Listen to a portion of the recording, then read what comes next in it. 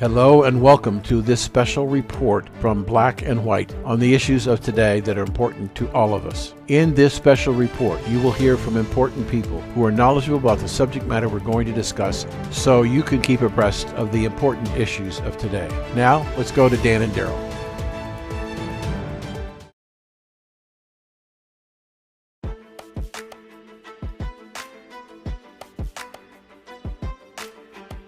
This is Dan Perkins, co-host of Black and White, and I want to tell you about a new service we are offering our listeners who have seen their freedom of speech taken away.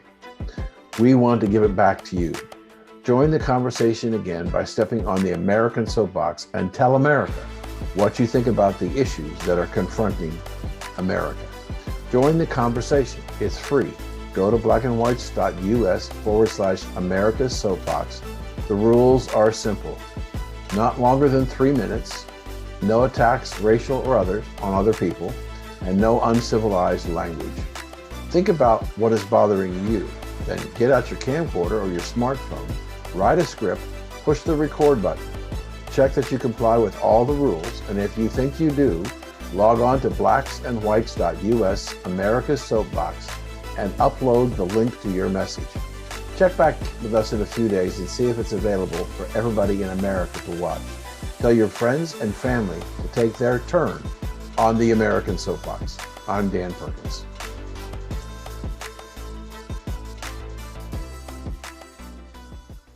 This is Dan Perkins, co-host of Black and White Radio and TV. We started these programs to dramatically increase a civil and respectful dialogue on significant issues confronting America. We are seeking business leaders, heads of corporations, and individuals who agree with us. We have to change the conversation in America. If you want to put your company in a leadership position of rebuilding the conversation in America on important issues in a fair and respectful way, then become a corporate sponsor of Black and White shows. Demonstrate your desire to lead the country in rebuilding the conversation and click on the Make America Talk Again button.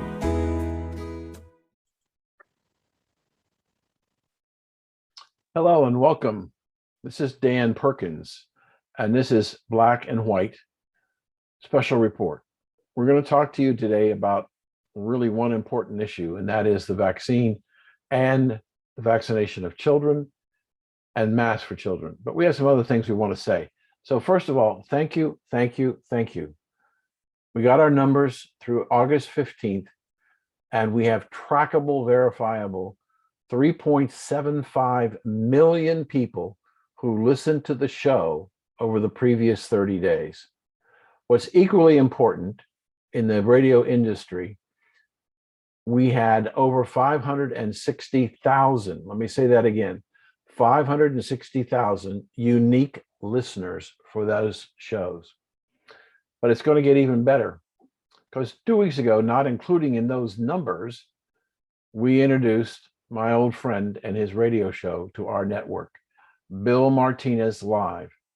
He joined us 2 weeks ago on Monday and now is running approximately 300,000 listeners a week. 300,000 a week. In addition to that, we're going to be adding some new shows to the network.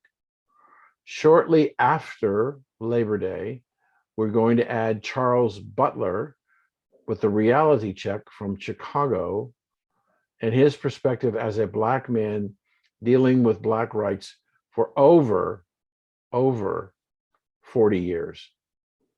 He's an old friend. He is very disrespectful at times, very opinionated, and he's going to make a nice balance between Daryl and I on the issues of the day.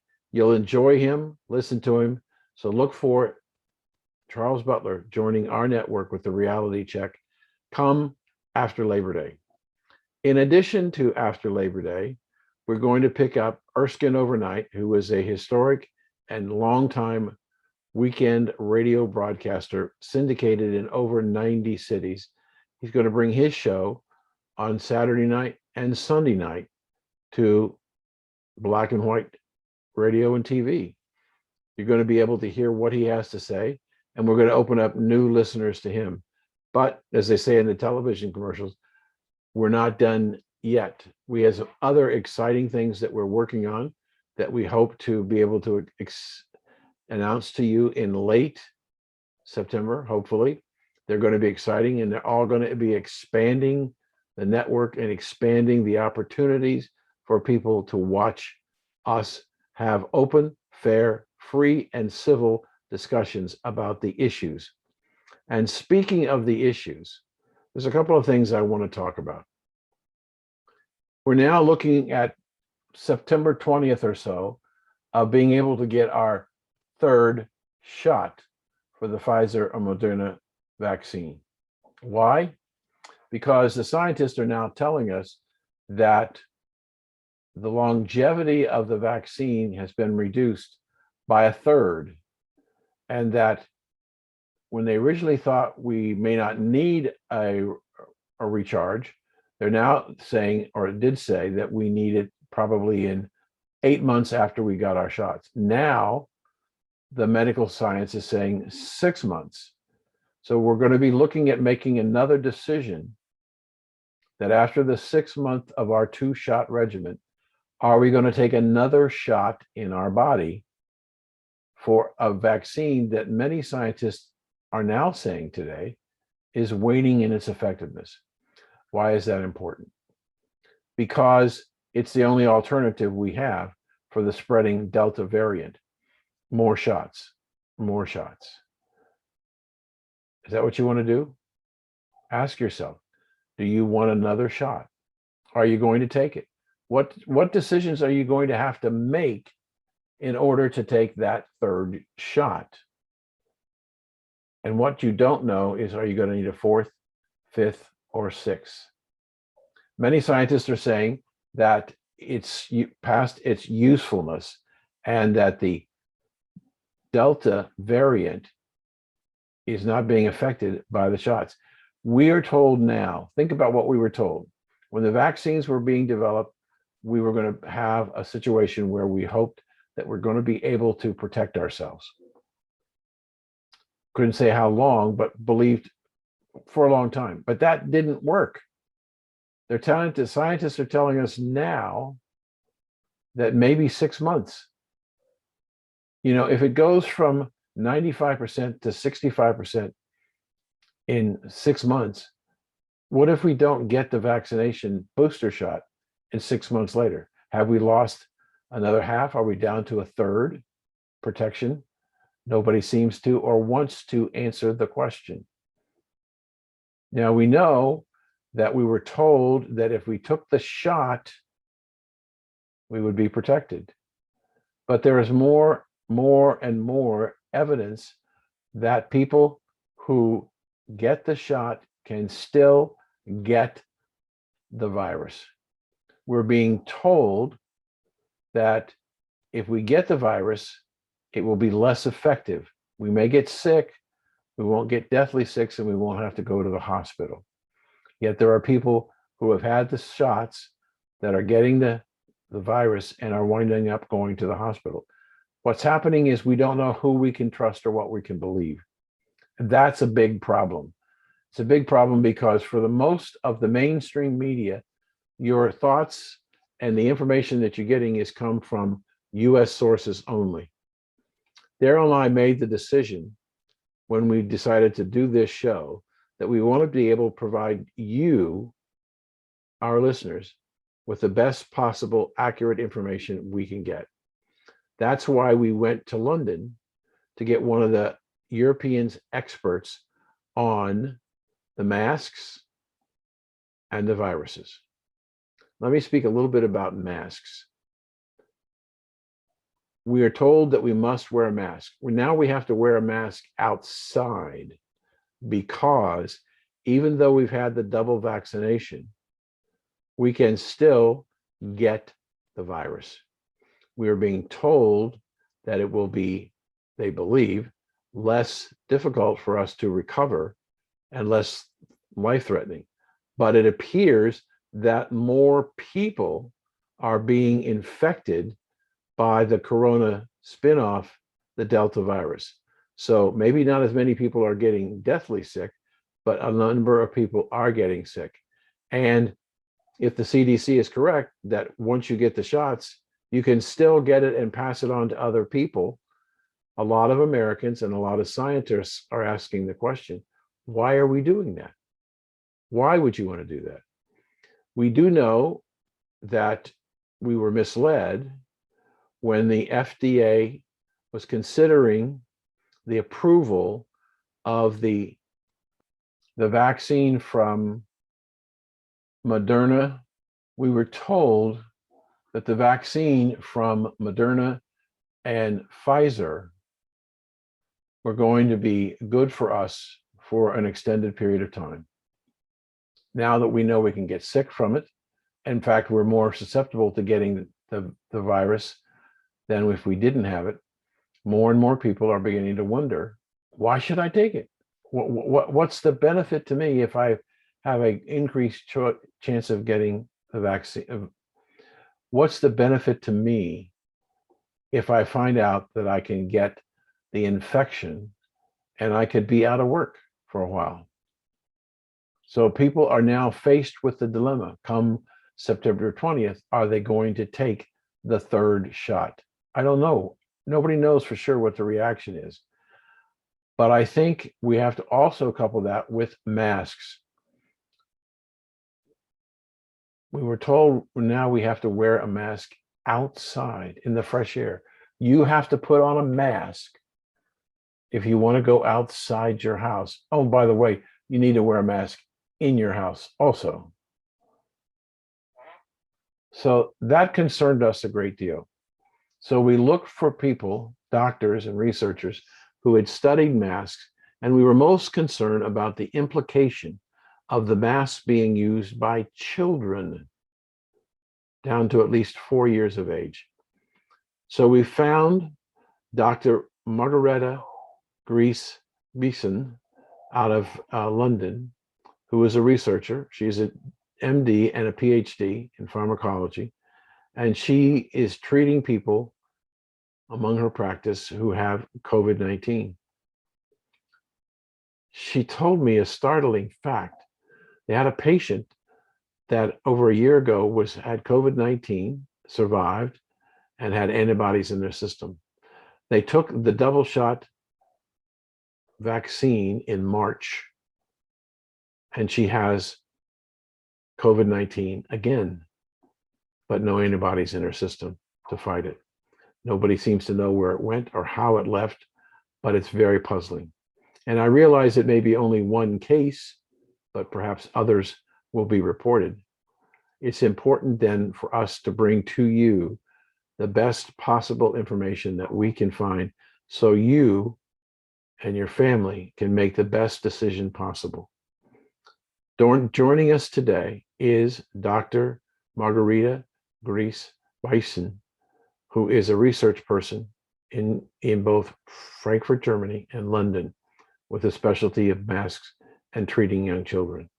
She's going to say some things to you that you've never heard before in the United States. It's one of the reasons we brought her on. Then after you listen to her, you have to make a decision. If you're a parent, are you going to allow the vaccination of your children under 12 years of age? And if not, you're going to have to learn to stand up and fight for the rights of your children. Interesting conversation. I enjoyed talking with her. And now Dr. Margareta Grease Beeson from London.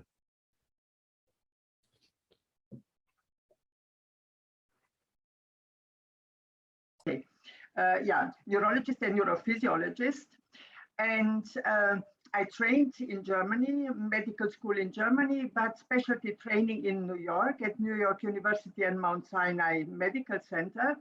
And after my training, I had to return to Germany because it was a J1 visa. Initially, of course, I love New York. I wanted to remain in New York, but it did not work because the visa expired. And returning to Germany, I've had the chance and the opportunity to get involved with environmental medicine, a part of medicine which during my university time I did not have a chance to be acquainted with or I faced. what does environmental medicine, does this say anything to you, environmental medicine then? Do you think your listeners would know what do we deal with when we talk about environmental medicine? I never make assumptions about my listeners, so I would say just take a moment and help them understand in English what you mean. Okay. Oftentimes, when we talk about intoxication, we think about, oh, lead intoxication, that you have to go to emergency room and you get detoxified. But what environmental medicine means, this is low-level chronic intoxication, which means that you're exposed to environmental toxins, which slowly accumulate in your system and then eventually can lead to disease, which are very individual according to your own pre-existing disease, according to your genetics, and so on. So this I found extremely fascinating and something I never or not very much heard about at university levels, working about close to 10 years at university in New York and Mount Sinai. And now in our days, I no longer can assess the brain or the nervous system without considering what the exposure to neurotoxins were of this individual patient. Does it make sense? Yes, and I'm not departing. I just want to ask a question that I've been asked many times, and this neurotoxin discussion may or may not facilitate the answer. Doctor, people are concerned that from an early age, we're putting vaccines in our children's and our bodies.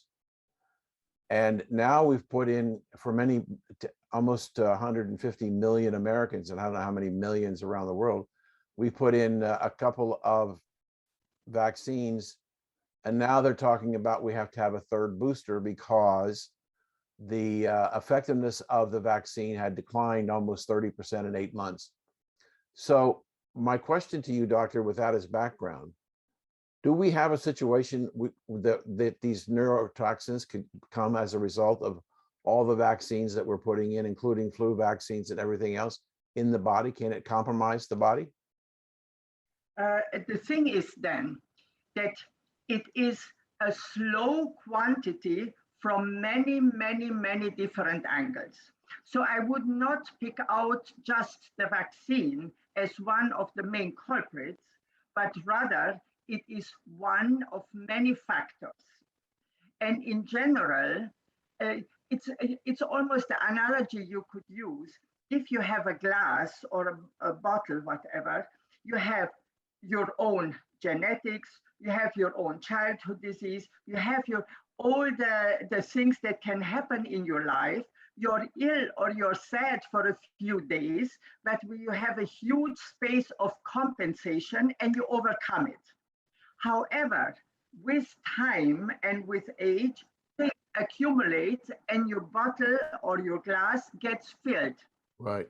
And then in return or in reverse, we try to define which are the factors that we have access to and we can eliminate so we can increase the compensation space. Does it make sense? Yep. You keep pouring it in, and even though it's a little bit, it adds to what's going in the glass, and over a lifetime, it could be quite a bit. Exactly. Yeah. And that's why when I assess my patients, I never limit myself to one single factor. I understand that at the moment, vaccine are a major issue, but I do not limit myself to one single factor.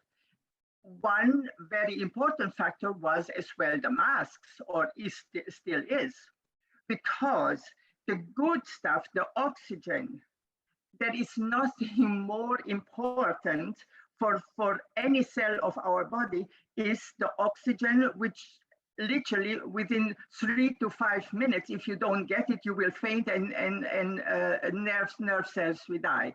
So if we withhold consciously the good stuff and we impose on our system the less good or even dangerous stuff.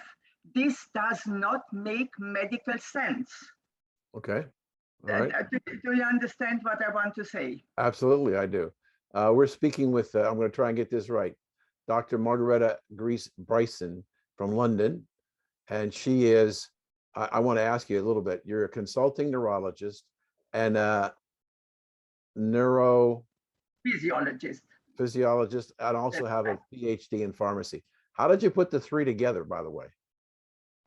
It was three different trainings. So the PhD I did right away after medical school, and then I went to America, did my residency for neurology, and then a fellowship for neurophysiology.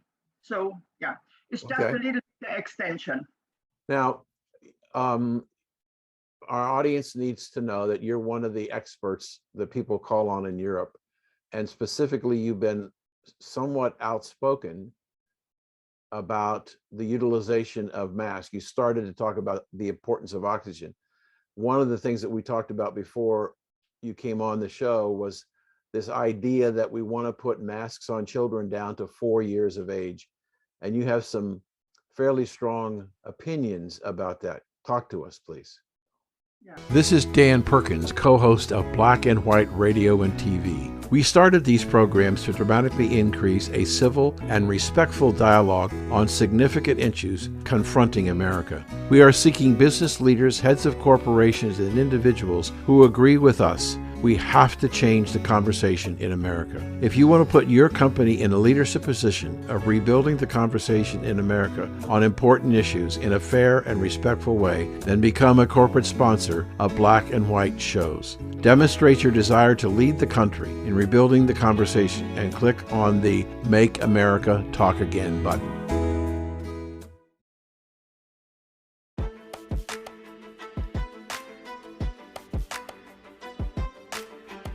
This is Dan Perkins, co-host of Black and White, and I want to tell you about a new service we are offering our listeners who have seen their freedom of speech taken away. We want to give it back to you. Join the conversation again by stepping on the American soapbox and tell America what you think about the issues that are confronting America. Join the conversation. It's free. Go to blackandwhites.us/America's Soapbox. The rules are simple. Not longer than 3 minutes, no attacks, racial or others, on other people, and no uncivilized language. Think about what is bothering you. Then get out your camcorder or your smartphone, write a script, push the record button. Check that you comply with all the rules, and if you think you do, log on to blacksandwhites.us, America's Soapbox, and upload the link to your message. Check back with us in a few days and see if it's available for everybody in America to watch. Tell your friends and family to take their turn on the American Soapbox. I'm Dan Perkins.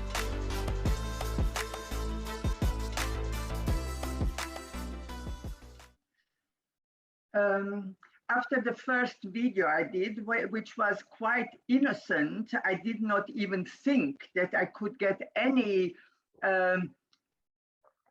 opposite opinion because it's so basic that you need oxygen. I received several messages and even from professors saying I should shut up with my nonsense because even with masks, we still get enough oxygen. And some people even sent me videos where they put one mask and had a pulse oximeter and it was still 100%, and the second and the third mask and it was still 100%. So I said, okay, can you see? We prove to you that no matter how many masks we put on our face, we still have enough oxygen. So to this, I can only say I'm impressed. If you want to wear 5 masks and you think you can still oxygenate your brain well enough, then it's your absolute right to do that. But people who consider that they want to flood their brain with oxygen because they know that their brain is a metabolically very active organ, they should please have the right to breathe oxygen. I'm a strong advocate for freedom of choice, for individuality and individual medicine and personalized medicine. So for people who feel safe and feel secure and feel happy being masked, it's no problem. And for people who feel happy to be vaccinated every other month for every new whatever variant and every new mutation, this is fine. But we should have the freedom of making our own decision. And science, we often hear that you just follow the science. Science means controversy, means discussion, means different opinion, means argument. There is not such thing as the science. Because whatever we do, especially in medicine, but in every other branch of science as well, it is, we are working with hypotheses. We try to understand how the planet works. We try to understand how human works. We try to understand how biology works. So to me, someone making a statement, follow the science, means that either he doesn't know what he's talking about or he wants to mislead us, because the science does not exist, in my opinion. Okay, let's go back to something that you just said. You feel strongly that the decision to whether to get a vaccine or wear a mask should be a personal decision. Very strongly. Okay, Very strongly, Dan. So what do you say to those people who say, quote, the scientific people in the United States who say, if you don't get the vaccination, you're responsible for the spread of the vaccine, of the virus? This is a statement completely pulled out of air. There is nothing so-called scientific that can back it. Because as we know, the vaccine does not protect you, protect the person from getting infected, and does not protect to be infectious and to be to transmit it. And the immunity that is caused by the vaccine is literally a few months. Just today, we did a test on one of our patients. She had COVID herself last year, mid-year maybe, responded to with antibodies, first IgM and IgG as expected, because it was fairly recent after her infection. This year, she got double vaccinated. And today, this was, I guess, in March and in April. Today, in August, we tested her immunity, and she has 0, not IgM, not IgG. She has no immunity at all. So to give the population the false impression that you would protect yourself or you would protect others with the vaccine is, in my opinion, incorrect information. But then I would like to say I'm a neurologist, not infectious diseases physician. But what I do, I work with physiology. My strongest weapon to infectious disease is a healthy body and a healthy immune system. With a healthy immune system, I mean not a too weak and not a too overactive immune system, because both of them can be absolutely detrimental.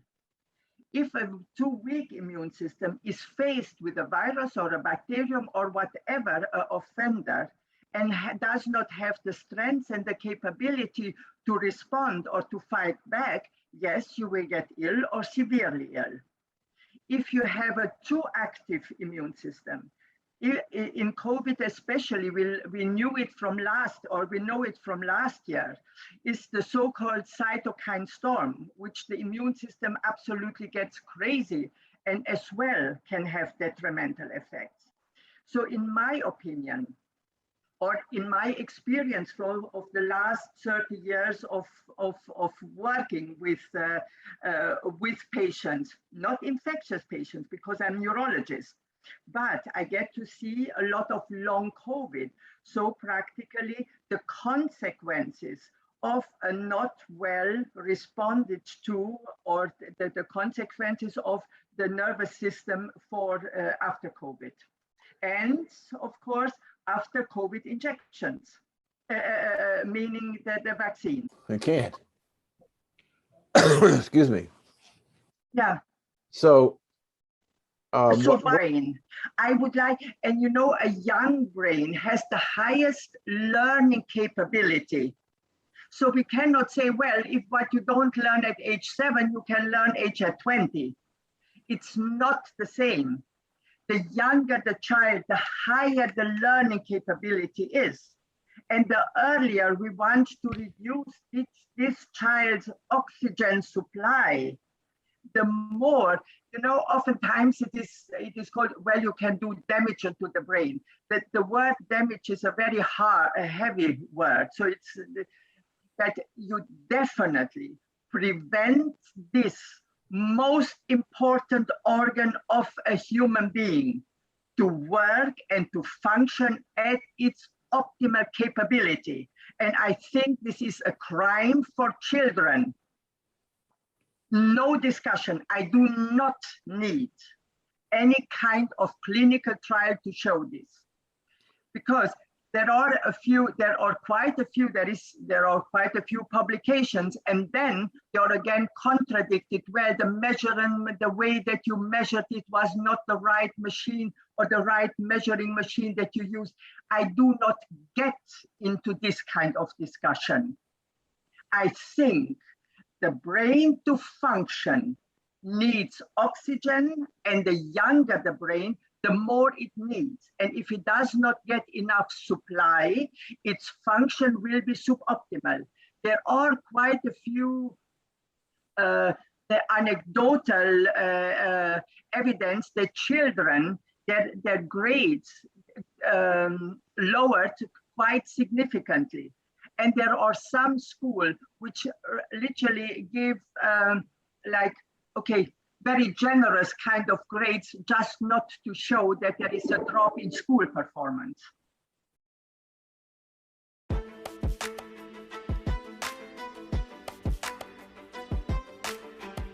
this is Dan Perkins, co-host of Black and White, and I want to tell you about a new service we are offering our listeners who have seen their freedom of speech taken away. We want to give it back to you. Join the conversation again by stepping on the American soapbox and tell America what you think about the issues that are confronting America. Join the conversation. It's free. Go to blackandwhites.us/America's Soapbox. The rules are simple. Not longer than 3 minutes, no attacks, racial or others, on other people, and no uncivilized language. Think about what is bothering you. Then get out your camcorder or your smartphone, write a script, push the record button. Check that you comply with all the rules, and if you think you do, log on to blacksandwhites.us/America's Soapbox and upload the link to your message. Check back with us in a few days and see if it's available for everybody in America to watch. Tell your friends and family to take their turn on the American Soapbox. I'm Dan Perkins.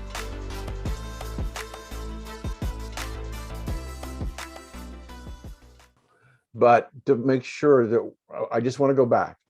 What you're saying, because a lot of people, you went rather quickly, and I think this is such an important point we need to help reemphasize. What you're saying is that it could be detrimental to a child in school wearing the open pore mask all the time in school. To wear any kind of obstacle to its breathing. You do not need the obstacle, please. Yeah. We need the free flow, because remember then, carbon dioxide is the metabolic waste product of every single cell, which we have to get rid of by exhaling it every few seconds. It's not something you do it this week or you do it next week. It's like you can, I don't know, you can fast for 3 weeks, nothing happens to you. You might get even healthier, or you might be able to not to drink water for several days and nothing happens to you. Well, if you do not breathe, you will die very soon. Absolutely. Yeah? Absolutely. And if you do not exhale, if you do not get rid of the metabolic waste product, which is called carbon dioxide, you will get into carbon dioxide necrosis, and then you will get into coma, and you will die eventually.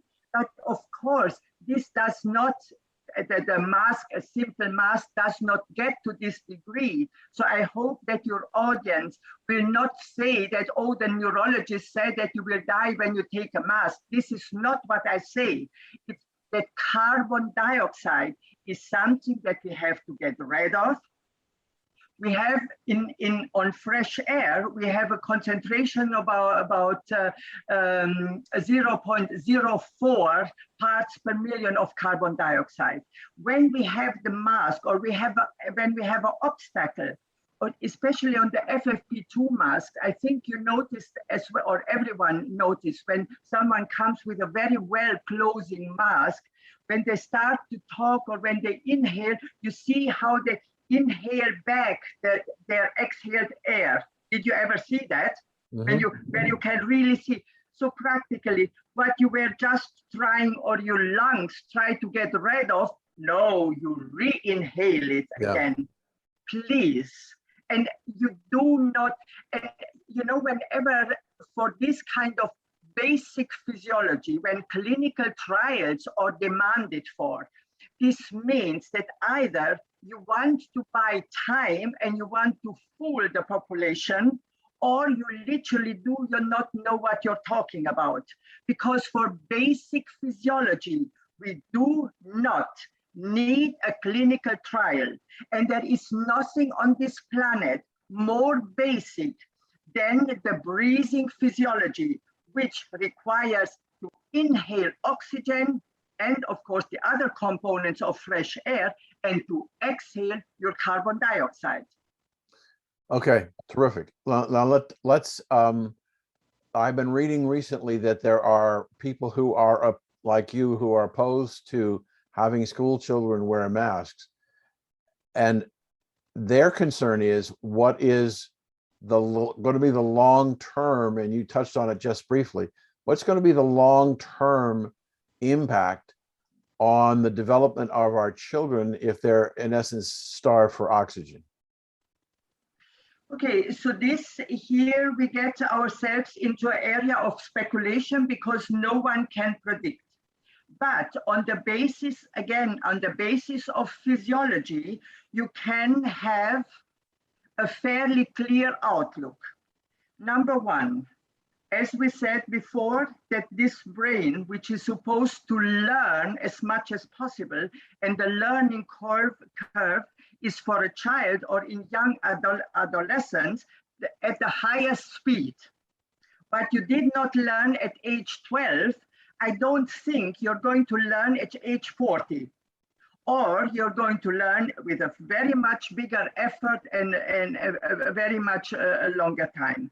So the learning effect, so the acquiring of information and of knowledge and of will be suboptimal. This is my opinion. And again, it is the individual decision, who feels safe with this mask, who feels safe to put a mask on their children, please do it. I do not want to get into any controversy, but for all the parents and for all the people who have reservation to do this to their children, I can only support them. Yes, please. Bring your child in the, I don't know, in the mountains and in the woods and in the wherever, to breathe as much fresh air as possible to flood this young brain with oxygen. So this is the first point, that possibly with low supply. As we said with a factory, if you have a factory which would have a high demand, you would have orders and everything, but you do not have a supply. Would your factory work properly? Can you fulfill the demand because you do not get the supply? Right. Okay, so this is one. The second one, the emotional part, our expression, our facial expression, the spontaneity of children to see the smile of someone else and to run for them and so on. So second, so the development of emotional, of social, of interaction, of human interaction, of trust is inhibited at least. Number three, we are talking about, initially we were speaking about environmental illnesses. So how many environmental factors and how many environmental toxins are we continuously exposed to? So if we additionally and voluntarily take the good part away and add to the toxic part, because carbon dioxide, yes, is a toxic because it's a waste product of our of the metabolism of every single cell. So we literally add negative factors. So I do not know, and I for certain cannot exclude that yes, we will see a further increase in early dementias. These are hypotheses, but these are hypotheses which are based on physiology. And I do not want to wait for a clinical trial to show me, yes, indeed, she was right or she was wrong. As a physician, if I have any kind of suspicion that something could be wrong or negative for my patient, it is my duty to prevent my patient from this. Does it make sense then? Yeah. The doctors take an oath to do no harm. Thank you very much. Exactly, this is what it is. This is our first order of our duty as a doctor. Yes. So what is going on in Germany that bothers you? Okay. Where shall we start? Wherever you'd like. Okay, so when the pandemic started, we all were very interested, especially first as a human and second, of course, as a physician. If it's a new disease, you want to know what you're talking about and what this new disease is about. So you were trying to, at that time, there were no publications yet. So you were listening to what is in America, the CDC. It's our Robert Koch Institute. And the director of the Robert Koch Institute gave us the daily briefing. And after about 2 or 3 days, you asked yourself, who is he talking to, or what does he think he's talking to? He just dropped a few numbers, and that the incidence is rising exponentially, and that we have to take measures which are absolutely crucial and which can never be questioned and which absolutely have to be followed as a doctor. Hold on, what are you talking about? Who do you think you are? Please give us information, and then we can decide, and then decisions can be made. And this went on 1 day and 1 week after the other. And then I thought, okay, thank you very much, but you are not a reliable source of information. And this was our main and our official source of information, the Robert Koch Institute. And then I started to go to other sources like the social media, and there you got numbers which were seen in the correlation. For example, if in the incident or the positive tested numbers are growing, they are growing because the test number was doubled or tripled. then of course at that time it was not called the incidence. At that time it was just called the positive tested.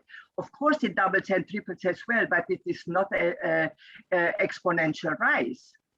And then I was following literally every single day for months and months. I was following the statistics of I don't know, positive tested, of ill patients, and of deaths of the entire world, because corona deaths worldwide, you can get the data. And then you realize that there were 50, 60, 70 countries which have zero number of deaths, and maybe in the single or possibly in the double digits of positive tested, and they closed the country. And then you ask yourself, what is going on here? And this one size fits all of a sudden the entire planet is closed. For what? Every single country has a different healthcare system. Every single country kind of approaches an infection disease with a different concept. So what is this one size fits all? This is for medicine an absolute no-no, because you cannot treat the same way an ill person, an elderly person, the same as you treat a child. And so all these were my questions. I said, hold on, something is not going right here. Wow. Sounds like America. Yes. But this is somehow the scary part as well, then, that it's everywhere the same, everywhere. And you ask yourself, for example, if for example, our chancellor would have faced the population saying, okay, apparently there is a very dangerous virus coming from China. We have to be very vigilant. We have to do our best, and to really call upon the population to be responsible, to deal with it responsibly, and to deal responsible with the infectious, with the upper respiratory tract infection, which upper respiratory tract infections we have once to twice a year anyways. Yeah. So the first step to deal with the upper respiratory tract infection is to stay at home, to stay in bed, to sweat it out, to eat your chicken soup, and to drink your hot tea. And when your symptoms don't get better, you go to your GP, and then he does tests and so on. And if you're still worse, then you go to the hospital. But how was this upper respiratory tract infection dealt with? Because, oh my God, you have COVID, you have to isolate. So practically a person who has all of a sudden difficulty breathing is isolated alone with their fear. The chicken soup is put in front of the door, and the ill person takes it all by herself. This is inhumane. This is not the way to treat illness or infectious disease. And there are, from the times of plague till the times of today, there are millions of cases reported that the carer was very close to the ill person and did not get the disease. But with the help and with the care and with the love, you were able to save a patient, and not to isolate it and wait until you turn blue, and then you take him to the intensive care unit, and then you pop a ventilator on their face. This is not the way to deal with the upper respiratory tract infection, corona or otherwise. This is my opinion. Just my opinion then. It's okay. That's what you're here for. Yeah. We've been talking and learning from Margareta Gries Bison, a MD and a PhD out of London and Germany. And I can't thank you enough for your time, but I'm going to ask you to do one more thing in just a minute. But I'm thanking you for spending the time, and I'm sorry about the technical difficulties. But it's been extremely informative, and you delivered everything I could have hoped for. Thank you so much for being with us. Thank you, Dan. And I hope that, and I think then only when we literally get all together. And again, we do not want to impose our opinion on others, but we very respectfully request that our opinion to be respected as well. And we are supposed to be allowed to live our lives the way we think is right. Wonderful. We'll be right back. Okay. Now, we have a thing which I didn't talk to you about called the American Soapbox. And we ask a guest to give us 3 minutes on anything out of what you said. And I know it's going to be difficult for you to give us 3 minutes. Not that you can't fill, you probably put 3 hours. But the important issue, Doctor, is 3 minutes on why we shouldn't use masks on children. And I'm going to give you this start. Can you see my hand in your computer? Yeah, I see it. So we're going to start at 3, and then we'll go to 2, and then we'll go to 1. Okay. So are you ready? Yeah. Here we go. Go. Okay, so number 1, in medicine, before we implement a measure or a treatment, we have to prove that this treatment is appropriate, that there is a danger. So far, I have not seen in no country, especially in Germany, I relate to Germany, that it was proven that in any classroom or in any workplace, the viral load was so severe that it would require a measure. Number 2, it has to be defined that the measure that it is chosen is adequate to protect or to protect you from the so-called danger. So the mask does not protect from a virus because of the size of the virus and because of the pore size of the mask. The third is that if the danger was proven, if the measure was found to be adequate for the danger, it has to be shown and proven beyond doubt that the measure is safe and not more detrimental than the original cause. Now, the mask was not proven in none of these 3 cases. We have no evidence that there is a viral load that would, and if there would be a viral load in a classroom, then a child would not be allowed to step into this classroom. So the viral load is not there, and if it would be there, child cannot go in. Number 2, mask does not protect from a virus because the pores are too big. And number 3, the negative effects of the mask completely outweigh any kind of protection. So this would be the 3 main things and maybe the 4th thing, I do not impose my opinion on anyone. Children and parents who want to send their children to school with masks, please do it. Parents who have reservations, please to be allowed to have their children breathe fresh air. Thank you. Thank you so much. I can't tell you how much I appreciate you being on and your knowledge and your personality and your animation. You were a great guest.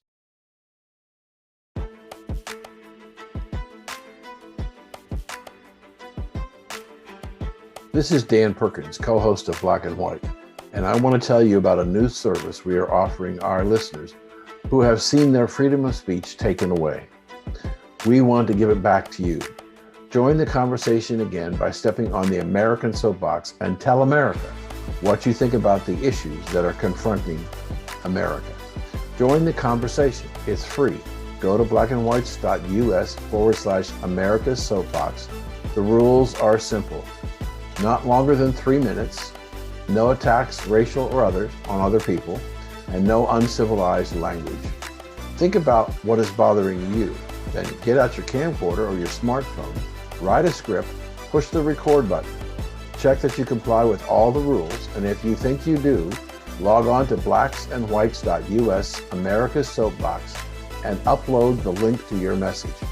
Check back with us in a few days and see if it's available for everybody in America to watch. Tell your friends and family to take their turn on the American Soapbox. I'm Dan Perkins.